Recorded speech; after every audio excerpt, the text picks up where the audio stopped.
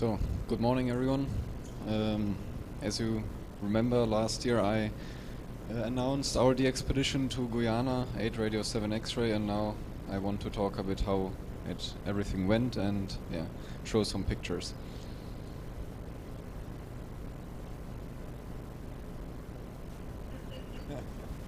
Yeah. Okay. Yeah, okay, now first a bit, these are some of the same slices as last year, but some general information about Guyana. So where is Guyana? It's in South America, at the northeast side, very close to the Atlantic Ocean, right in front of the US and very close to Europe as well. Capital is Georgetown, CQ zone 9, ITU zone 12. And about 800,000 residents only, even though the country is quite large. It's almost the same size as Germany in comparison. And UTC -4 is the time zone. And what's funny, the currency is Guyanese dollar, and they just write dollars there, so you don't. It's sometimes funny. So the beer costs there $2,000. So you don't need to. You need to be careful, but it's only about $4 in US dollars. So here's a picture of our QDH. It's about 10 kilometers away from the sea. A small farmhouse, which was converted into a vacation home by our host. About 1.5 hours drive from the capital, Georgetown. Huge property. We had lots of space, and the best was we had reliable power with a generator or mains, and everything was perfect with the QDH. Why Guyana? It was rarely active for the past years, especially on CW. Some SSB activity by 8R1 Alpha Kilo / portable, but he doesn't send out any QSL cards, no LOTW, so we wanted to give everyone confirmations as easy as possible. Then it's easy to travel to Guyana through Miami or other American airports. There's a easy flight to Georgetown, and it's not very expensive to go there. And as we saw, they're amazing people, and it's a very nice country. So that's why we chose Guyana. Now the team, the leaders of the Dx-pedtion were Jamie, M0SDV, and Philip, DK6SP. Then Tommy, HA8RT, and myself were also team members. Just the 4 of us, everyone below 26 or younger, just youth group. Everyone knows CW SSB, which was very well. Our targets were 30,000 QSOs. As you might know, we achieved a bit more than that. And also 2,000 QSOs in RTTY, which we also achieved. And the focus was laid on the Club Log Most Wanted ranking, so we tried a lot of JA as well, which is quite rare from there, and a lot of CW. Also priority on the low bands, did a lot of 160, 80 meters, and also a multi X entry. We did multi 2 in the 8LRL, and I will tell you a bit later about that. And we also use the Club Log live stream.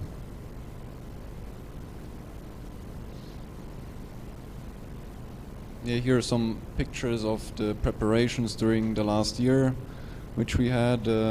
Built spider beams, built hex beams, and our low band vertical, which was a 22-meter spider pole. And many weekends during the summer last year. And as you see, we made all the coaxial cables, all the guy ropes, everything from scratch. And so finally the day came in February, departure. Tommy came one day earlier from Helsinki to Munich, and on the next no, he came 2 days earlier, right? And then on the Saturday, we went to the Munich airport to check all the luggage in, because we had 12 luggage pieces, just the 3 of us. So we did a pre-check-in on the day earlier, so we had no troubles on the next day with luggage checking in. Then on the Sunday, we had no problems at all going onto the airplane. Then from Munich to Miami, and on the next day Jamie was flying from London Heathrow to Miami as well. So Philip, Tommy and I had a 20-hour stay on the Miami airport. As you can see, many luggage pieces, and we were quite tired, so we wanted to check in the baggages as fast as possible to American Airlines to Guyana. So we went to the check-in, and they said no, not possible. The problem was because it was still the Saturday, and we can only check in on the Sunday. And so we arrived there about 4 p.m. on the Saturday, and they said, you have to wait till 4 a.m. in the morning on the Sunday. So we waited, like you can see here on the picture, we waited in front of the check-in counter for many hours, and couldn't really sleep. The airport got cold in the night, and finally at 4 in the morning we were able to check in all the luggage pieces, and got through security and slept on the floor in the airport and waited for Jamie. So a couple hours later Jamie arrived from London as well, so the team was complete, and we were able to go to Georgetown. Now, just before the arrival in the plane, which was funny, the stewardess handed out some paperwork, and we need to fill out. As you can see here, Tommy really motivated to fill out the paperwork, and no problems at all during the landing with customs as well. Our contact, Raj, 8R1 RPN, managed everything well. We went out through the pilot exit, so after 5 minutes we were in the country, no problems with the customs, and our taxi was already waiting here, and loaded everything into the car and then off to the QDH. And that was about 1 a.m. in the morning. Finally at the QDH, still the same night, that was about 3 or 4 a.m. in the morning, we unpacked the luggage pieces and then off to sleep. And here you can see what we took everything with us. Many antennas, as you see, so 2 hex beams, 1 spider beam with a triplexer, which was kindly donated by Ranko, thank you, and a vertical for 40 to 10, that was a DX commander, vertical for 30, for 40, an inverted L for 12, for 80 meters, and the big low band vertical for 160 and 80. So we had 4 radios with 4 amplifiers and 1 spare radio. So here again, so the three main radios were IC 7610s, which were sponsored by ICOM USA. 1 K3S and 7300 as a spare radio, and one K5 expert and one K3 expert, sponsored by OE1 MCU, and 1 ACOM 500S lent by ACOM, and one K3 from Jamie. So the next day, internal cabling was done, so we started to build antennas. First one was the DX commander, so we could operate as soon as possible with 1 signal at least. And then the hex beam and the spider beam went up, and on the next day, everything was set up and we were ready to go. As you can see, it was a huge mess with the cables, but we found ourselves right, and pileups were huge on the first days. So here again a picture of the QDH.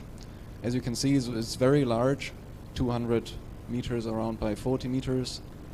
But you can see here everything was free on the satellite images. But if you remember before, there was some garden now there, so we had to replan a bit. Since initially we wanted to put some antennas here, but it was not possible because of the bananas and coconuts and everything which was growing there. So most of the antennas were around the house and just the low band vertical was far away. But yeah, everything worked out also with coax cable.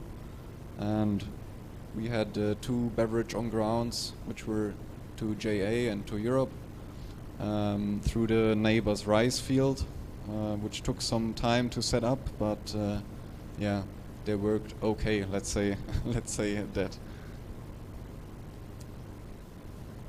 Here's some pictures from the antenna setup. That's yeah, tuning the low band vertical, and yeah, obviously Jamie with a beer like an Englishman in yeah, building the 40 meter vertical there. Here are some pictures of the house again. So we had the 3 main high band antennas all in one row here. So there was the hex beam, the spider beam, and then at the end there also the second hex beam. So they could point towards Europe and JA to for free, so they don't interfere each other, which worked okay. Sometimes there were combinations where we had some interference, but most of the time was okay. And yeah, here you see the rice field or whatever is growing there from the neighbor. There we built one, also the 80 meter inverted L and the beverage on grounds.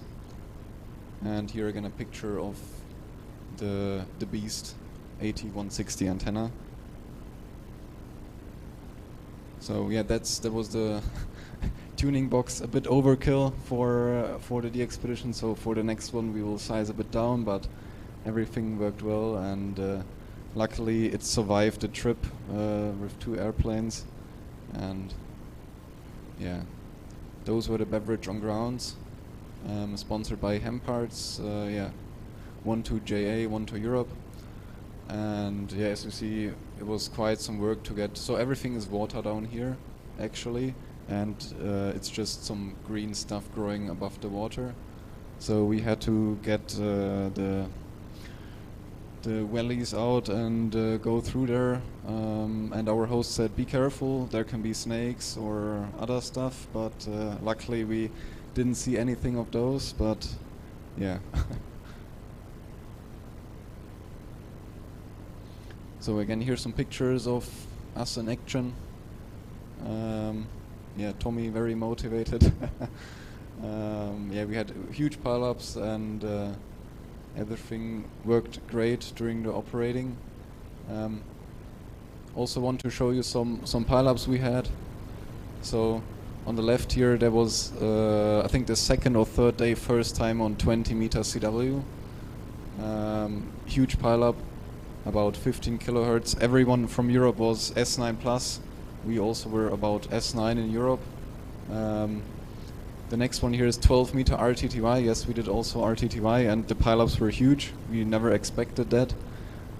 But as you can see, also about 10 kilohertz RTTY pileup. And actually it was very fun to operate RTTY. And the rates were kind of good as well for RTTY, about like 120 an hour. And that worked out great. And then one of the biggest pileups, that's 10 meter to JA on the second last day. So JA was always a bit difficult, and because it goes right above the North Pole. And we had one very good opening 2 days before the end on 10, 12 and 15, and that's my pileup on 10 meters. Yeah, 15 kilohertz or a bit more, and every JA was S9 plus on 10 meters for many hours. And insane pileup, and the same on 12 and 15 at the same time. Yeah. So, but we were not only operating the whole time. So our hosts, Raj 8R1 RPN and Morris were inviting us to the Mashramani festivities, which is the national holiday there, like something like the carnival in Trinidad and Tobago. So we looked at that as well in the capital. Yeah, some nice parade you see with huge trucks, huge music, sound boxes, and yeah, the parade was actually nice to see. And then in the evening we also visited some restaurants and had a nice time in the city. And as you can see here, that is the Atlantic coast of Guyana, and it's nothing to go bathing or so. It's very muddy there, and yeah, not a nice coast there in Guyana.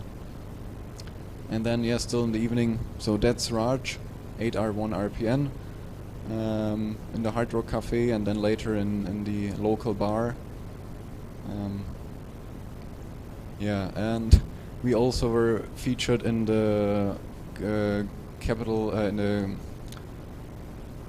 in the Georgetown, how's it called? Guyana Chronicle, one of the biggest,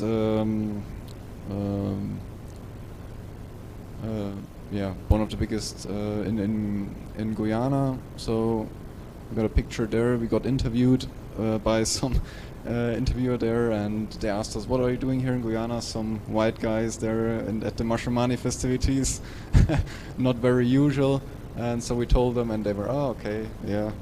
Obviously, most of them didn't understand what amateur radio is, but yeah, we got into the newspaper there.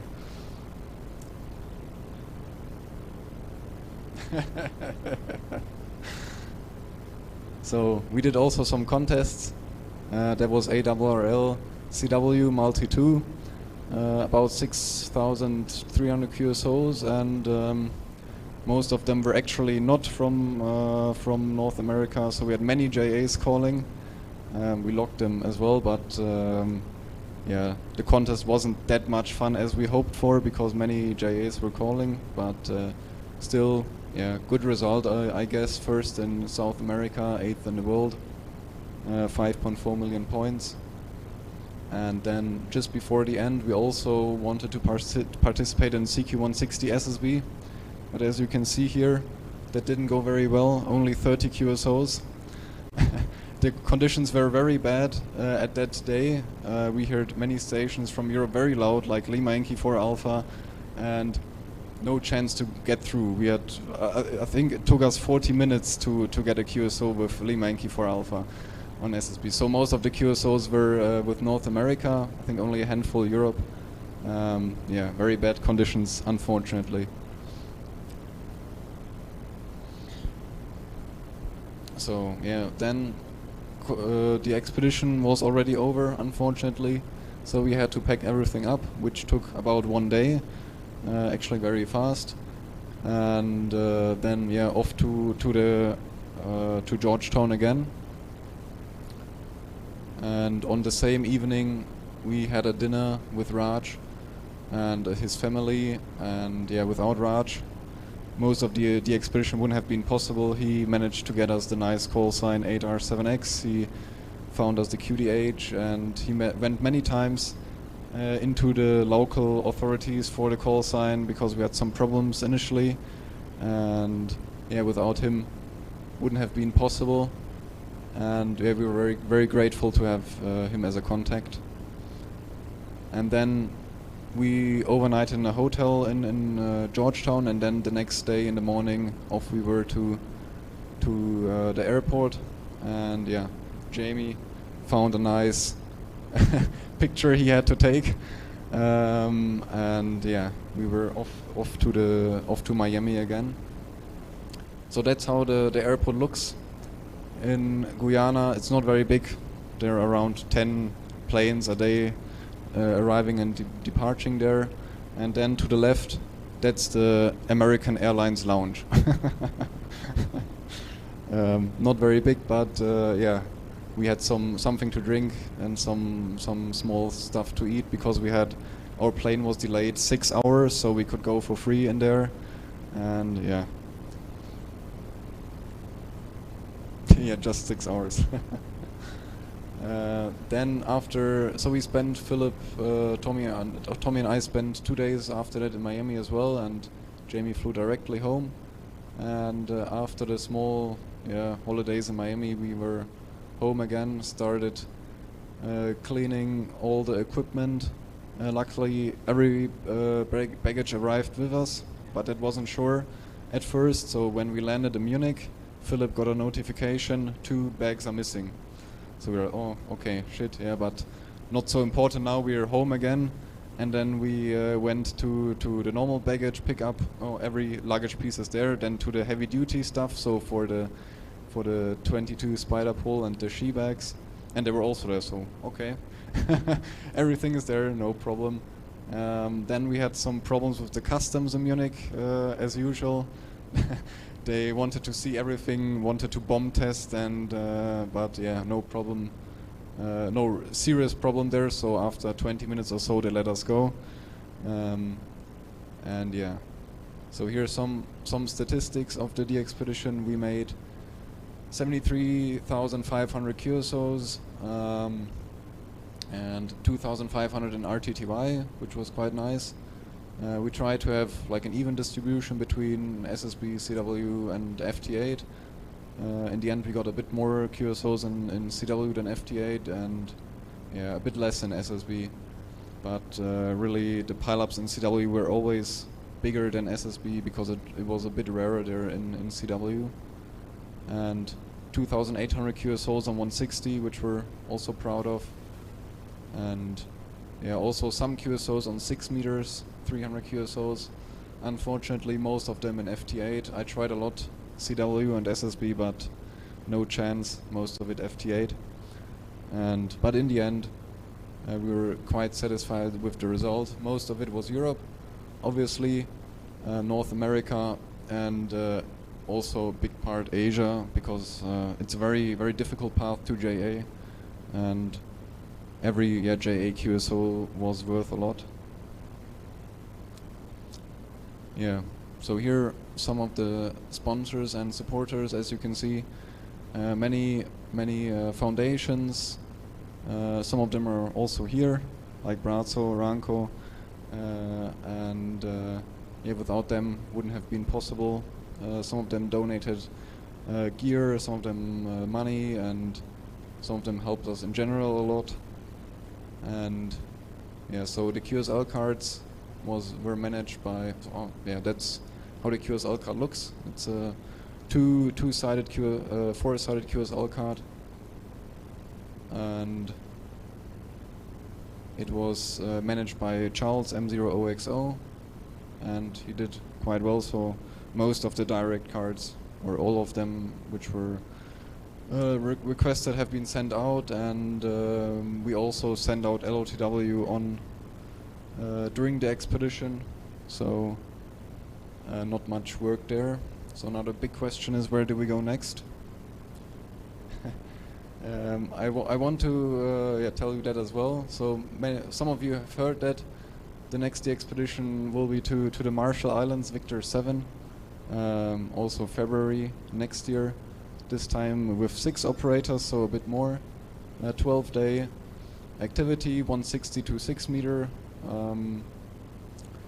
Unfortunately, no 60 meters, and then again SSB, CW, RTTY, and some FT8 as well. Yeah, the operators. So Philip again, Sven, me, then Tommy, Jamie, and you probably know this guy. And then some youth up who is not sure if he can come with us, so he will be held confidentially so far, but yeah, we will be six operators.